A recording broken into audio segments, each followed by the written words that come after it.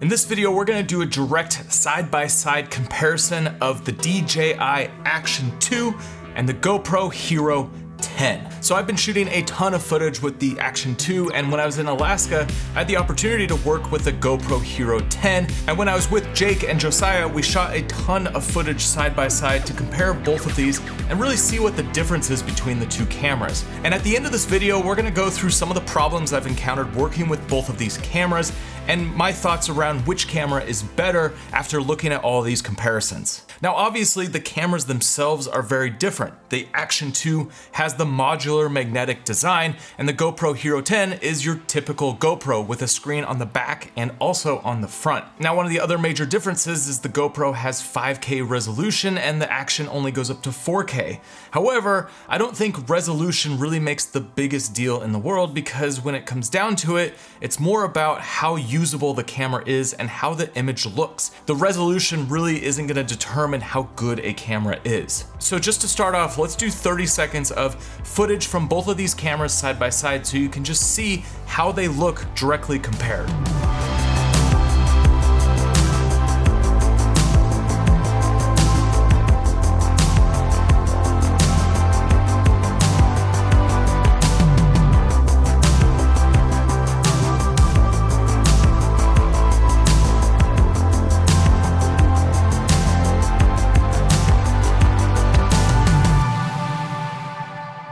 So both of these cameras are positioned in a way to do some vlogging. So it has the front-facing screen. On the Action 2, you have the screen module, which you can put on the bottom. It adds more microphones and it gives you better audio on camera. And the GoPro, you have that front-facing screen. So here's an audio comparison jumping back and forth. We could also see how the cameras look back and forth. All right, so we are walking through a rainy, very rainy. Very rainy. Let's just do a little test here side by side. This is the Action 2, this is the Hero 10, and this is the audio just outside. No wind cover, no nothing, just straight out of camera. Yeah, pretty calm right now other than the rain coming down. It's not a lot of wind. By the way, what are we doing here? We're like out in the middle. I'm in Alaska. I don't know when I ended up in Alaska. What are you doing in Alaska? I don't know. I'm up here testing a camera. And we decided to go out in the rain and the wind and the nasty, just like, you know, fall weather. This is my introduction to Alaska, was pouring down rain while hiking to go find an ice cave. Yeah, that's, you know, you only live once, and if you're gonna do stuff with somebody, you got to find somebody that's just about as crazy as you are, or pretty much as crazy as you are. Now, a big question that I get all the time when I review a camera is, how is it in low light? Now, most of the time when you're using an action camera, it's gonna be in bright sunlight, and both of these look good in bright sunlight. But I went into an ice cave with Jake up in Alaska, and I wanna show you how these look side by side when we're in this darker setting. Oh, that looks awesome. Just setting up a shot. Setting up a shot in an ice cave.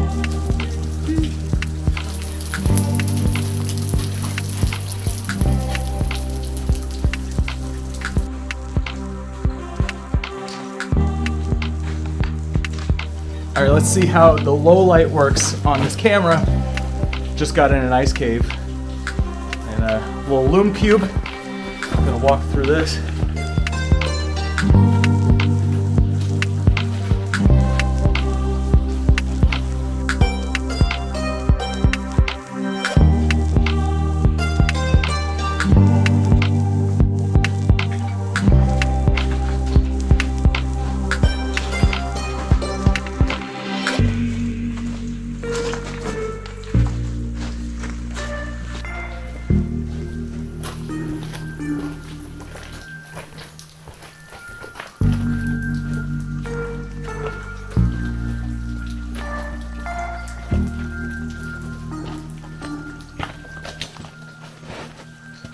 All right, so we need to talk about stabilization, because that's one area where these cameras differ a little bit.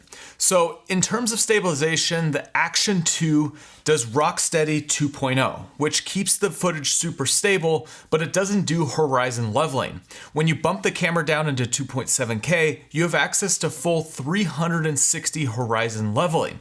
Now the GoPro has Hypersmooth 4.0. Now GoPro does have some horizon leveling up to 45-degree angle. It's not a full 360, but it does work for most situations because 45 degrees is pretty far. So let's take a look at the Rocksteady versus the Hypersmooth and see how much they differ.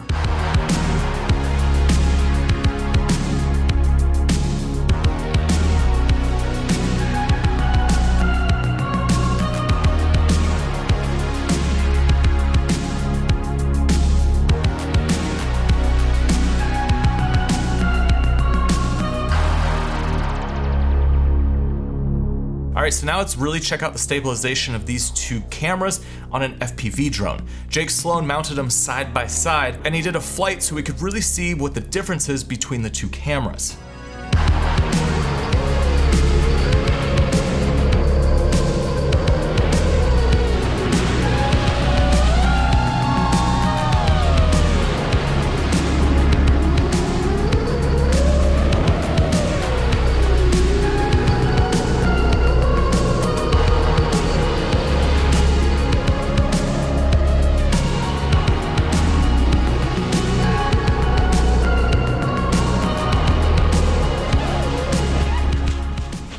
So both of these cameras have 4K 120 frames per second internal.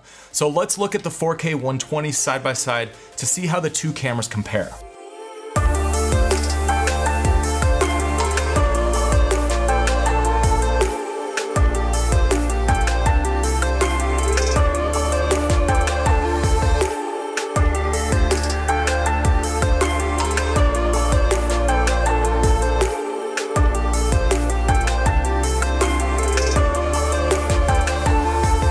So both of these cameras offer both time-lapse and hyperlapse. So let's just look at some hyperlapse footage to see how stable it is when you're moving this camera, hand holding it, and walking.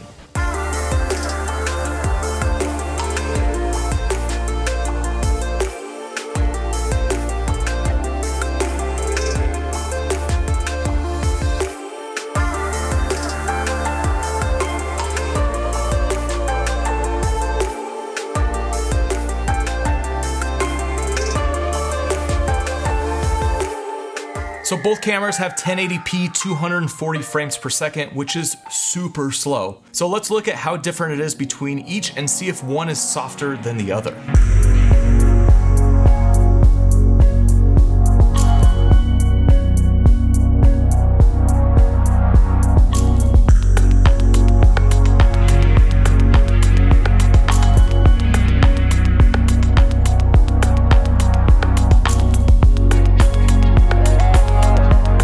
Okay, so we've done a bunch of side-by-side comparisons, just kind of testing some things as we had both cameras together.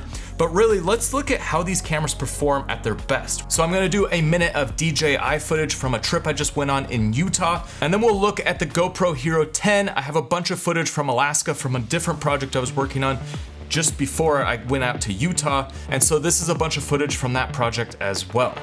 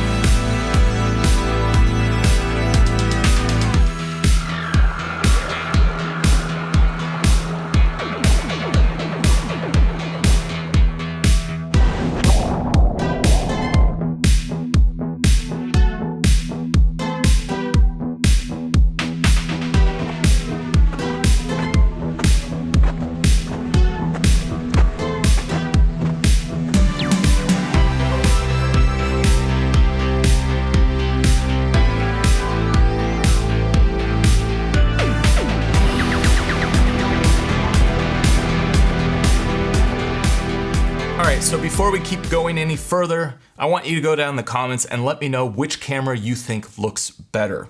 But I want to talk about some of the problems that I encountered with both of these cameras. So one thing that's been coming up is the overheating issue with the Action 2.